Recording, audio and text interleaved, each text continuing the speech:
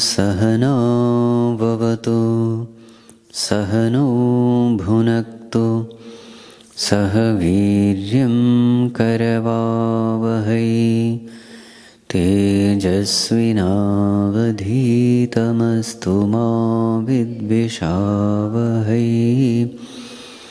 ॐ शान्ति शान्ति शान्तिः। ॐ नमो नारायणाय।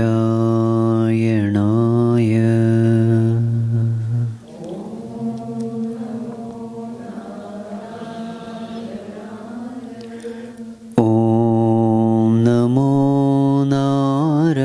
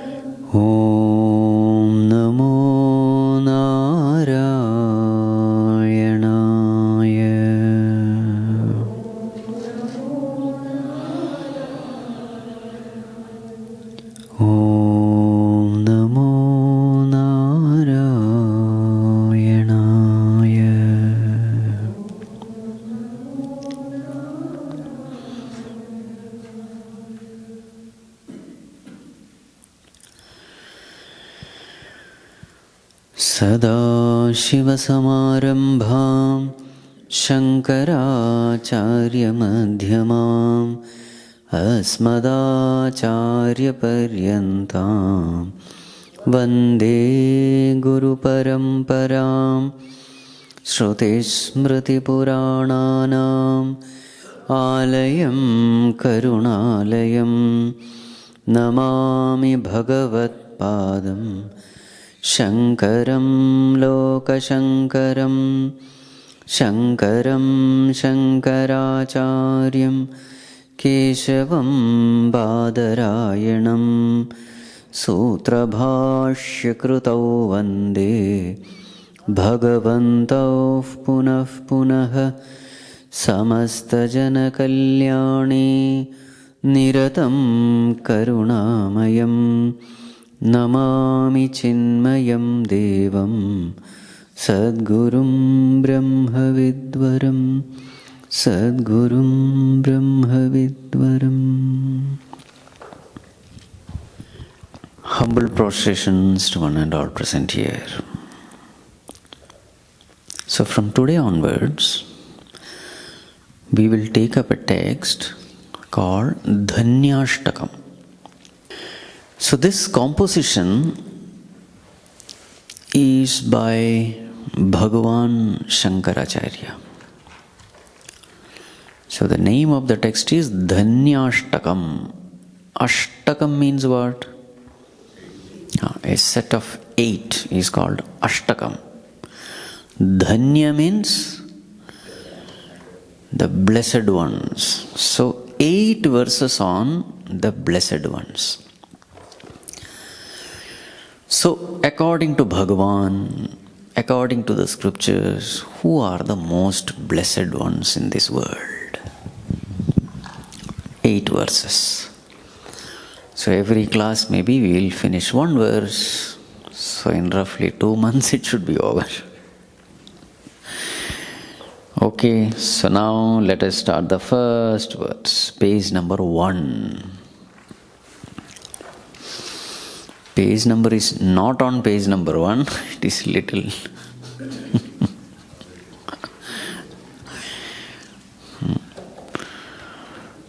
Okay, got it? Just repeat once. Tajnanam prashamakaram yadindriyanam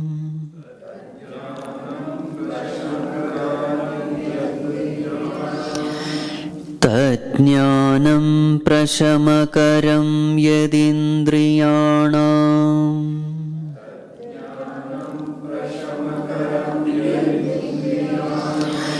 Tatneyam yadupanishatsu nishchitartham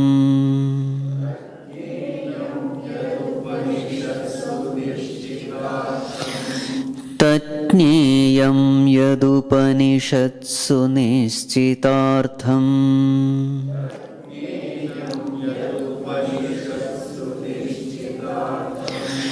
Te dhanya bhuvi paramartha nishchiteha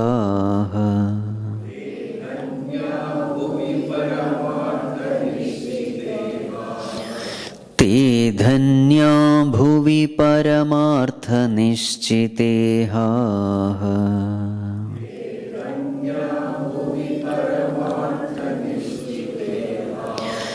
Sheshastu bhramanilaye paribhramantaha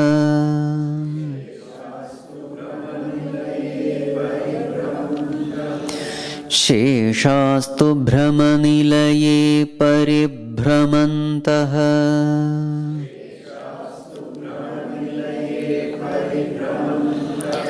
Together Tajnanam prashamakaram yadindriyanam Tajneyam yadupanishatsu nishchitartham Te dhanya bhuvi paramartha nishchiteha Sheshastu bhramanilaye paribhramantaha Once again Tajnanam prashamakaram yadindriyanam Tajneyam yadupanishatsu nishchitartham Te dhanya bhuvi paramartha nishchiteha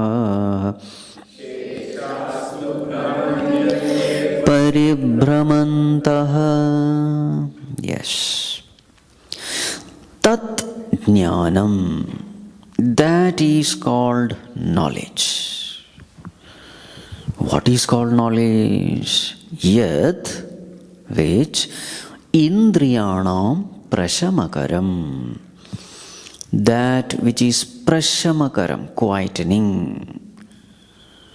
Quietening what? Indriyanam, the mind and the senses. Indriya actually means senses, but in this context, Indriya means mind and the senses. Mind is sometimes called as the sixth sense. 5 sense organs plus mind. So what is knowledge? Knowledge is that which quietens the mind and the senses. Okay, what is the source of that knowledge? Tat Neyam. Neyam, the one thing to be known, is called Neyam. That should be known. What should be known? Yat Upanishatsu Nishchitartham.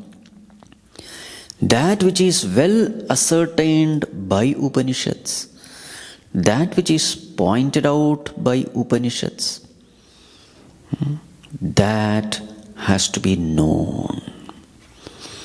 So what is knowledge? What is the source of knowledge? Pointed out. Okay, now who are the blessed ones? Te dhanyaha bhuvi. Bhuvi, in this world. Te dhanyaha, they are the most blessed ones. Who are they? Paramartha Nishchita Ihaha. Ihaha, those who strive. They are striving hard. To strive hard, you must have a goal. So what is their goal? Nishchita, they are well ascertained, very clear about the goal, and they are working hard for it. And what is their goal? Paramartha is the goal, the supreme truth, the supreme reality, Parama Artha. That supreme reality which is mentioned in the Upanishads, that supreme reality which one should know. So these people who are striving for that truth, and thus they are making use of their life in order to reach the truth, not getting distracted by anything else. Such people, they dhanya, they are the most blessed ones. What about others? Sheshaha, others. Tu brahmanilaye paribhramantaha. They are in the world of illusion. And what are they doing? Paribhramantaha. They are wandering, completely confused about life, not knowing what to do, what is the purpose of life. They are totally deluded. Except these blessed ones, everybody is deluded in this world. So what are the things said in this verse? Number 1, what is knowledge? Number 2, what is the source of knowledge? Number 3, what happens to a person who is convinced about this knowledge? What happens to that person? Such a person strives to gain that highest knowledge. That becomes the highest priority. What happens to those people who are not exposed to this knowledge? They wander in this world. So this first verse actually talks about the glory of this knowledge. So now the first statement. Tat jnanam prashamakaram yadindriyanam. What is knowledge? Knowledge is that which quietens the mind and the senses. Now there is a very unique definition. There is a very famous line also. Very, very often quoted. Tat jnanam prashamakaram yadindriyanam. According to us, what is knowledge? When you apply the sense organs, you gain knowledge. Isn't it? When you look with your eyes, then you gain the knowledge of color, form, etc. When you apply the sense organ called ear, you gain the knowledge of sound. You gain the knowledge of taste, smell, touch, etc. So according to us, definition of knowledge is that which is gained when sense organs are activated, applied. Here what is said? No, that is not knowledge, that is ignorance only. So actually sense organs are cheating us, claiming that it is giving you knowledge. Bhagavan Shankaracharya is nothing doing. When you are quiet, in fact that which quietens the senses is called knowledge. So this is a measure of our evolution in life. To what extent a person is peaceful, to that extent he is evolved. To put in another way, are we progressing in spirituality through all the sadhanas that we are doing?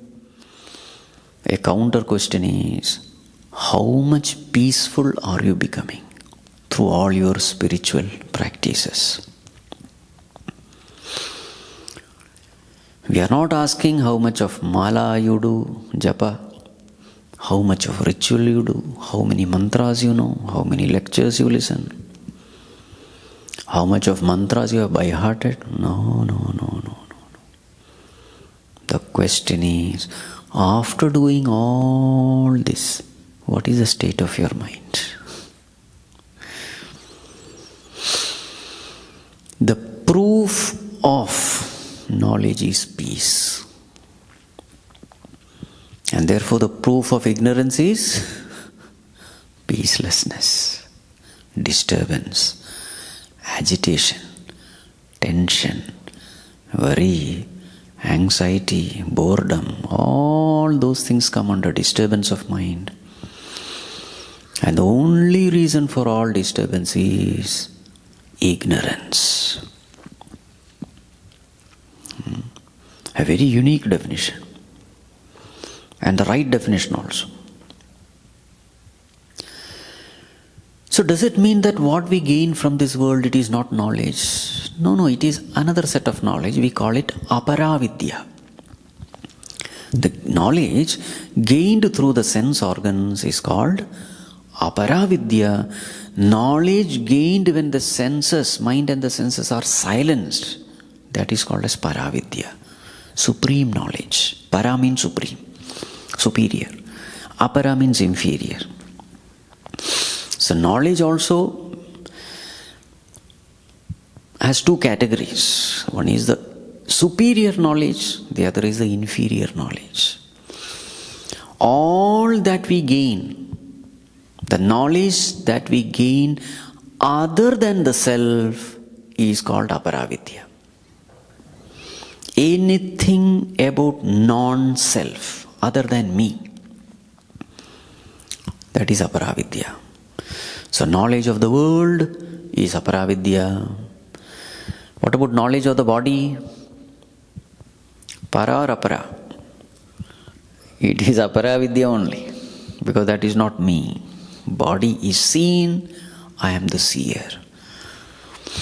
So even the knowledge regarding any organ of the body, limb of the body, properties of the body, they are all aparavidya. What about the mind? Knowledge of the mind, para or apara? Aparavidya, because mind is also not me. I am the observer of the mind. So the only paravidya is knowledge about the self, which is Satchit Anand. And as you become more and more knowledgeable of the self, what happens to the mind and the senses? It should become silent. Why does the mind become silent when you turn towards the self?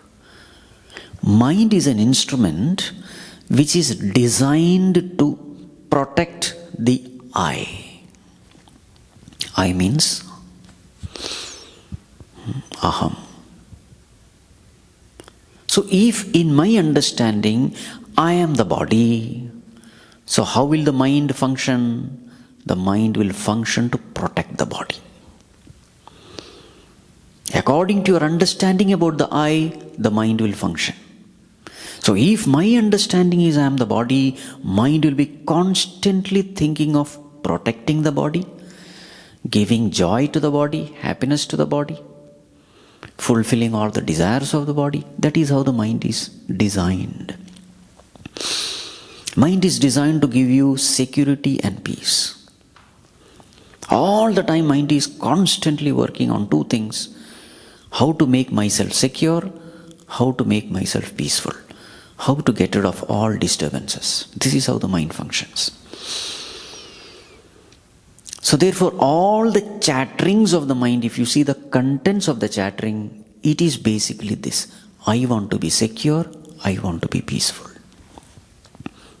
Any chattering, you see the content. It is nothing but this.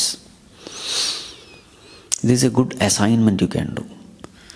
All the chattering, just analyze that chattering of the mind and find out why that mind is chattering. It is for security, it is for happiness. If the body is under threat, mind will chatter. If the mind is disturbed, there is no peace, then again the mind will find out how to find peace. This is the way the mind is designed. Now, a person who has studied the scriptures and he comes to know he is a self and he is doing meditation upon the self, over a period of time, slowly the mind gets habituated in abiding in the self, experiencing the self. Will such a mind which is experiencing the pure I, the Supreme Self, will that mind chatter? No. Why it will not chatter? Because whatever we are seeking, it is already there. The consciousness is immortal. So therefore, mind need not worry about protecting consciousness. If it is protecting the body, yes, it has to chatter. There are so many things. But once the mind knows, oh, I am consciousness, which needs no protection, which is eternal, immortal, chattering stops. And what is the nature of the self? Ananda Swarupa it is, infinite bliss. So therefore again, mind need not work hard to gain happiness from the world. Because happiness is its nature. Happiness, joy, peace, contentment, whatever the term you may use. So again the mind becomes silent.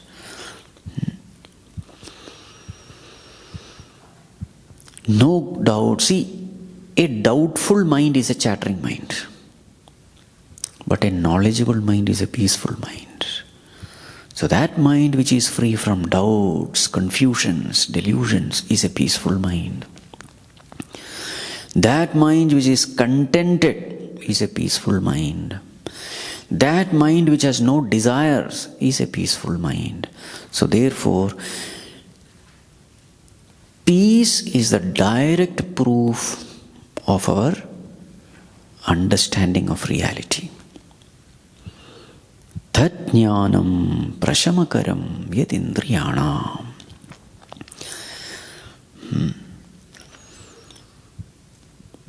So from the worldly standpoint, how to apply this?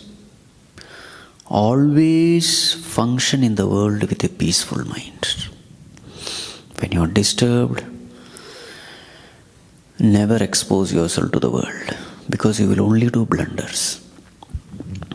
Be peaceful. Whenever the mind is disturbed, sit quietly, 5 minutes, take a deep breath.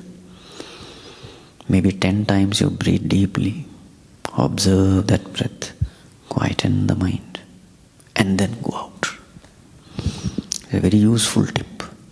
All the blunders are committed when the mind is disturbed. You are at your best when your mind is peaceful. You are at your worst when the mind is disturbed. It's a practical tip. Tajnanam prashamakaram yadindriyanam. So this is how we should measure ourselves. After coming to the spiritual path, how much did I evolve? How will we know? Because there is no measuring, 5 kilo I evolved. Or there is no measuring unit. So this is the measuring unit. How I was 5 years back, 10 years back, how I am. Can you see a change?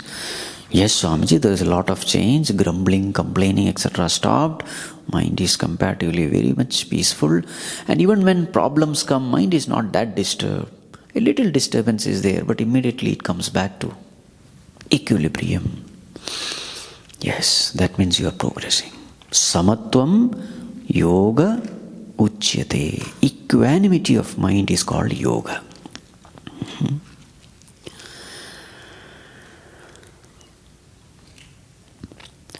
Where to gain this knowledge? Tat Jneyam Yad Upanishatsu Nishchitartham. This is the knowledge of the Upanishads, the highest, the crest jewel among all branches of knowledge.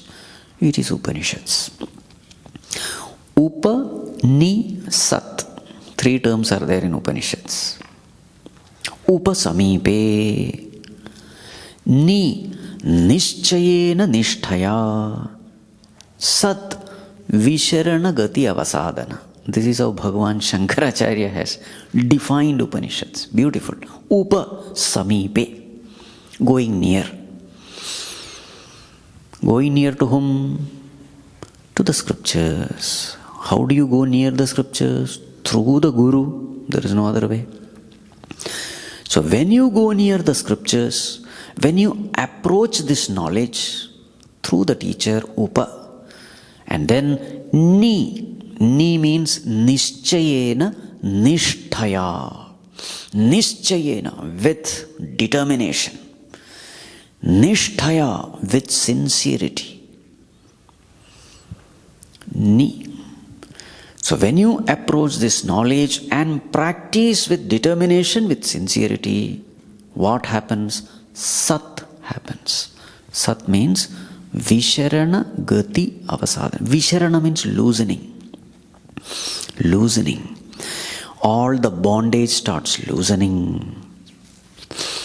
All the vasanas, they start loosening, means decaying, dying. Avasadana means destruction. And finally, that ignorance is destroyed. Gati means movement. Gati also means goal. So what happens when you start practicing this knowledge? All your addictions, weaknesses, imperfections, they started loosening and finally get destroyed. And finally, you attain that supreme state. You get liberated. You start moving towards that truth. Gati. So this is what happens. So Upanishad means what? That knowledge, Upa, which when approached through a teacher and practiced with sincerity, with determination, Ni.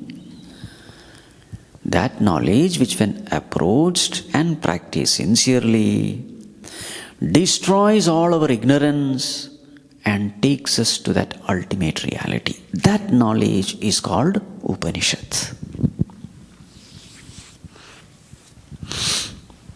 Another name for Upanishad? Vedanta. It's just another name. Vedanta. The end of Vedas. It is not end of Vedas. What it means is the ultimate knowledge mentioned in the Vedas. Vedanta.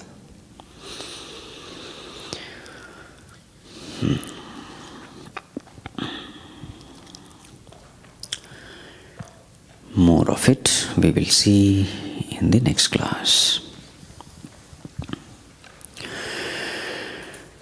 Om Sarve Bhavantu Sukhinah Sarve Santu Niramayah Sarve Bhadrani Pashyantu Ma Kaschit Dukkha Bhag Bhavet Asato Ma Sadgamaya Tamaso Ma Jyotirgamaya Mrityorma Amritam Gamaya Om Purnamadav Purnamidam Purnat Purnamudachyate Purnasya Purnamadaya Purnamevavashishyate Om Shanti Shanti Shanti Harihi Om Shri Gurubhyo Namaha Harihi Om.